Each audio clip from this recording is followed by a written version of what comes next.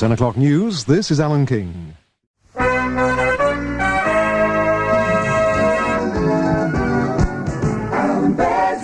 Good evening and welcome once again to Beswick. I'm with you till 2. Red Rose Radio 97.3 Stereo. Oh, there's a picture of a dragon as well. The stuff you want is coming, honest.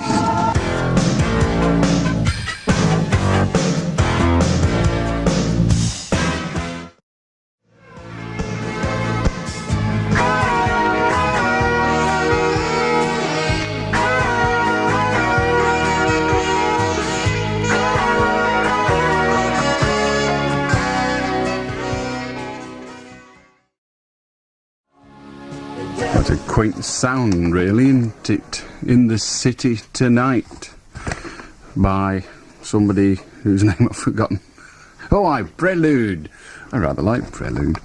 Please could you send me some photographs of yourself for both me, Stephen, and my friend David. I am an avid listener to your weekday show, and my radio is now tuned into nothing but Red Rose Radio. Despite this, I've only had the courage to ring you thrice, and on these occasions I couldn't get through. This missive comes from Stephen Watt we know not. Anyway, it's in Palatine Avenue, Lancaster. Perhaps it's on the envelope. Ogden. Hey, are you in relation to the late, great Stanley?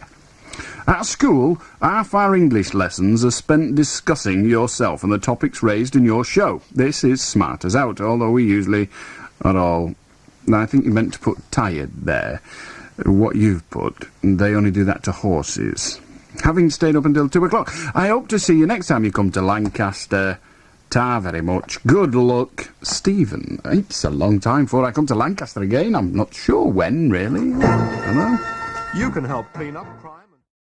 Two of yourself and also Sally Moon have an enclosed stamped addressed envelope. I enjoy the programme very much, so says Steve Andrews of Mankey. Could be. Mankey Street? Or is it Hawk Street? Let's have a look on the envelope. Hawk Street, Barrowin Furnace. P.S. Is there any truth in the rumour that the only reason you survived Bonfire Night is because no one could lift you up to throw you on the fire? There is a modicum of truth in that, I promise you. This fellow thinks he's Steve Andrews. I don't know, large lorries in Barrowin Furnace, you could run the swine over. It was all a favour. And that, of course, is George Benson doing his level best to entertain us all, and doing it rather well. Not quite as well and melodic as our next record.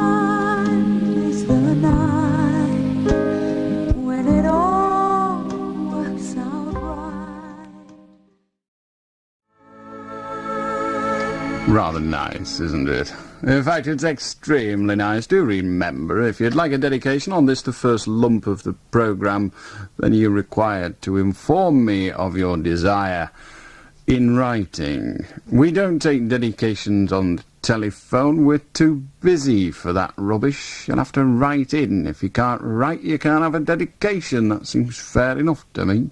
Anyway, it's Allan Beswick, Red Rose Radio. P.O. Box 301, Preston, PR11YE, and mentioning the postcode reminds me that on my way in this evening I saw a post office truck pressing up against a lamp post or a telegraph pole, I recall not which, because it was a bit slippy on the road. So if you're driving this evening, I would advocate that you do it with the utmost care. Particularly between 2 and 3:30, when I'll be on the roads and don't see why I should have to have an accident because of you cretinous dogs. So, drive with care. All right? Good. Otherwise you'll be joining the GPO, pressing up against some tree. It was funny, there was a police car there, guarding it. And another GPO van arrived, and they started unloading the letters. See, the mail gets through. Females do as well, quite often. Well, the phone-in is about to start. In fact, it's underway in terms of your ability to have your number answered when you ring. Preston 561,000 is the number. The lines are open now, and our Alice is taking your calls. So give us a ring and we'll see what can be done for the next 3 hours and 13 minutes, which will bring us to 2 o'clock. And if you're good at mathematics, you will now be aware that it's 13 minutes to 11. It's sale time. You'll get no gimmicks and left-ins, but you will get the biggest and best bargains in the area. Sale of hundreds of three-piece suites with savings of up to £500. A sale of great selection, high-quality, low-cost wall units, dining tables and chairs. Up to 40% off leading branded beds. We have over 500 in stock, all at rock-bottom prices. Oddments to clear at crazy prices. See the same left-ins, low prices at the massive walk-round showroom, General Street, Blackpool, the Furnishing Centre, Topping Street, Blackpool, and the Bed Centre, Church Street, Blackpool. Free delivery throughout the area. Here's the latest news from John Wilding. First, the bad news. The Ford Motor Company have increased the price of new Fords. But now here's the good news. John Wilding can still offer you new Ford cars at the old prices. An offer as good as this can only last for a short amount of time. So rush over to see the amazing deals John Wilding has to offer you. New Fords at old prices for a limited period only at Fairview Garage, Garstang. When you think about cars, it pays to think of John Wilding. John Wilding!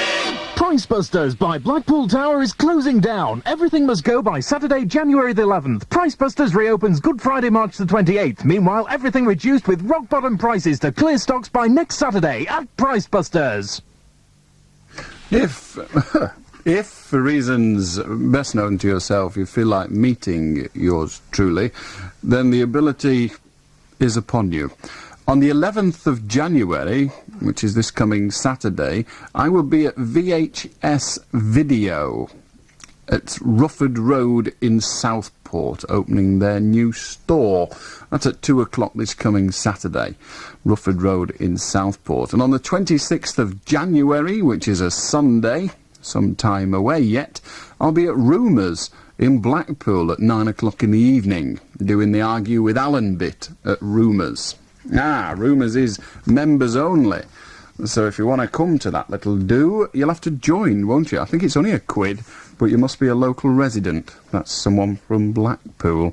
Anyway, that's 2 times you can come and meet Beswick in the coming weeks. Right now you can talk to him on Preston 561,000. Alice is taking your calls. The lines are engaged. Keep trying. We're here till 2. Our first caller this evening is Alan. How do? Hello, Alan. Hello? Hello? Yes?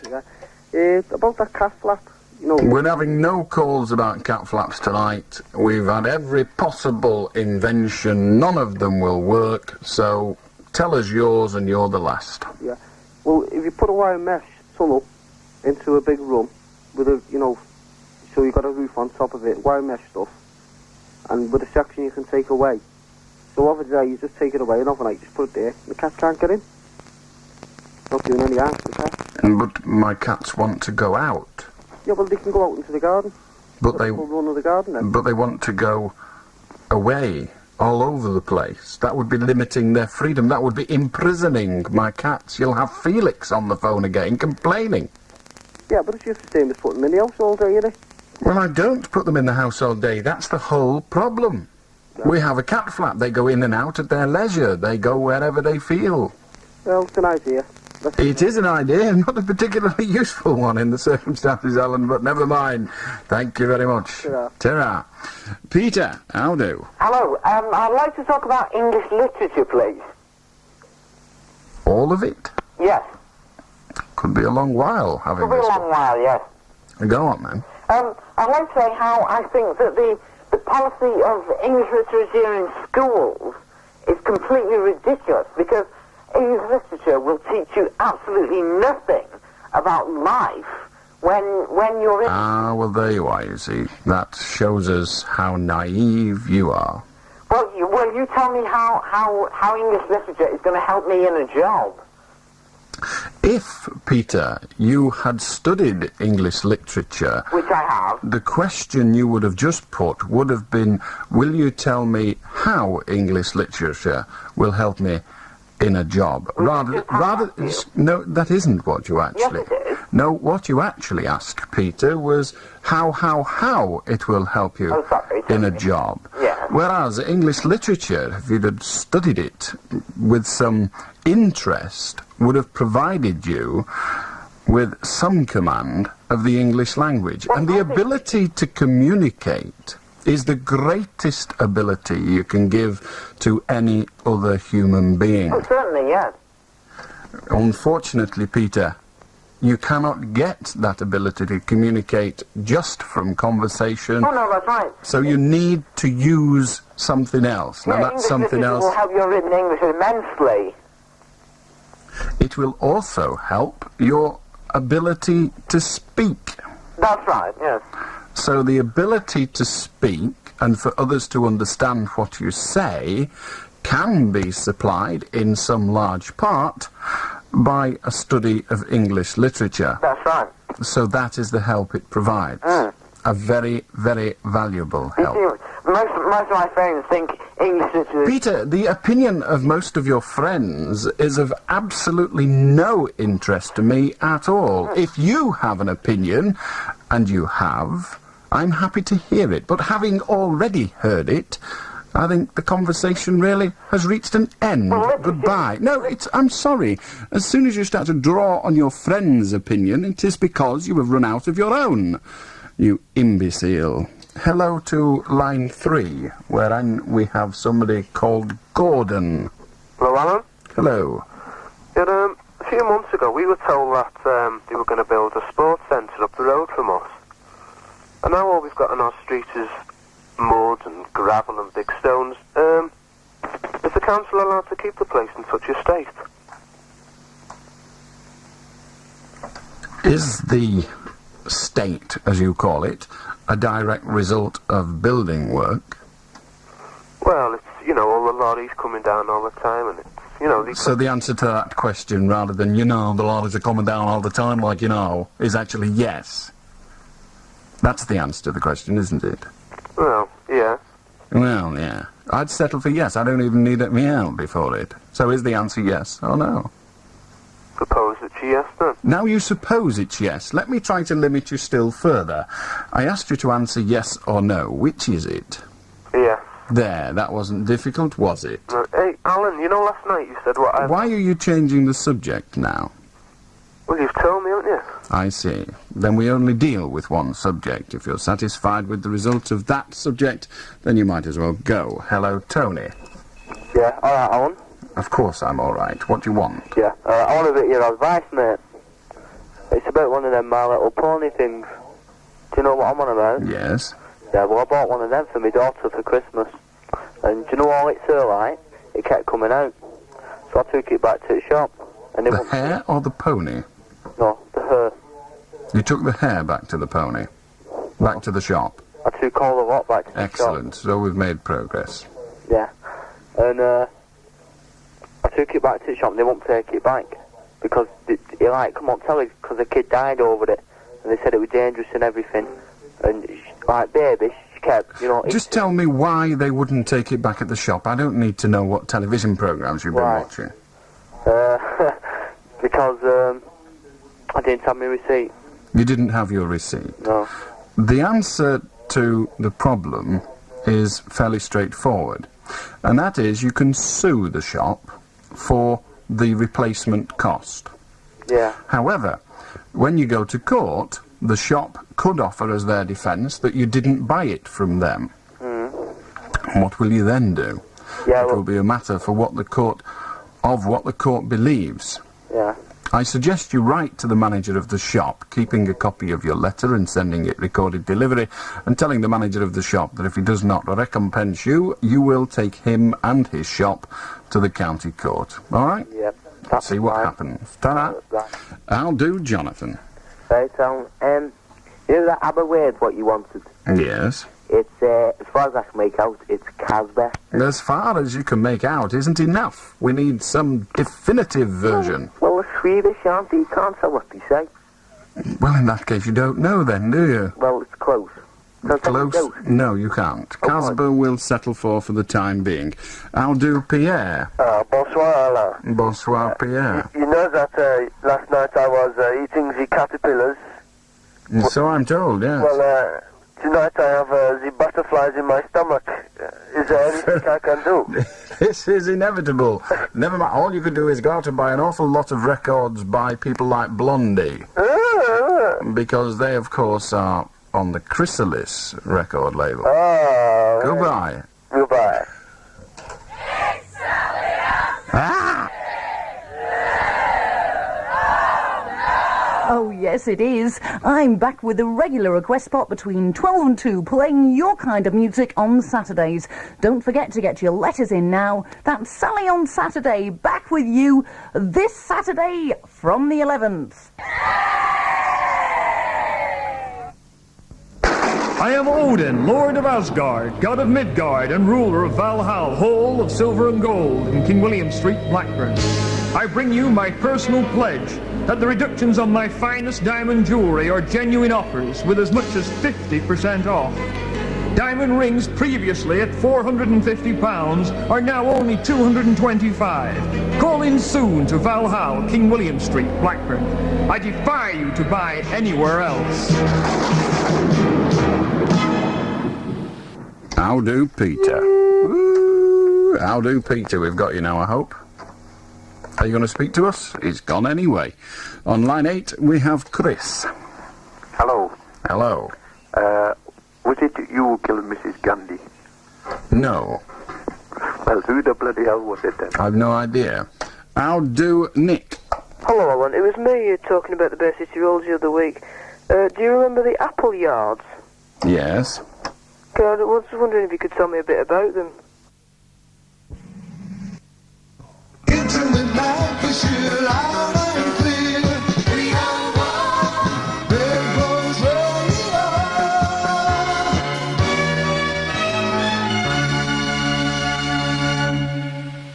How do, Stuart?